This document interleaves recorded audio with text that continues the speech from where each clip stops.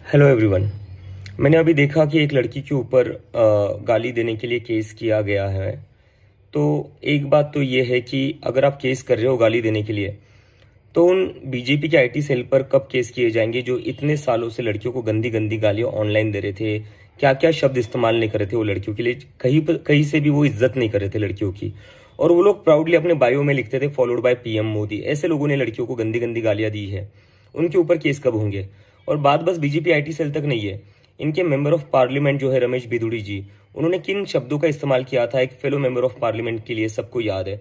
UP के जो CM है योगी आदित्यनाथ, उनका एक वीडियो भी आया था जहां पर जो एनआई का कैमरा पर्सन था उसके लिए भी उन्होंने गालियां दी थी। तो ये क्या चल रहा है, इस देश में दो कानून चल रहे हैं क्या? यूथ के लिए एक अलग कानून है और बीजेपी और उनके नेताओं के लिए अलग कानून है। और गाली देना कोई अपराध नहीं है, गाली देना इज नॉट अ क्राइम। अगर कोई गाली देता है वो बुरा हो सकता है, वो बुरी बात हो सकती है, तो उसको आप समझाइए, उसको आप कहिए कि गाली मत दो। लेकिन केस किस बात पर किया जा रहा है? अगर गाली देने पर केस करना पड़े तो सबसे ज्यादा केसेस जो होंगे वो बीजेपी आईटी सेल पर होंगे, क्योंकि सबसे ज्यादा औरतों को गंदी गंदी गालियां उन्होंने ही दी है। और बीजेपी के नेताओं पर होंगे जिन्होंने इतनी गंदी गालियां इतने सालों से दी और पार्लियामेंट के अंदर भी दी है।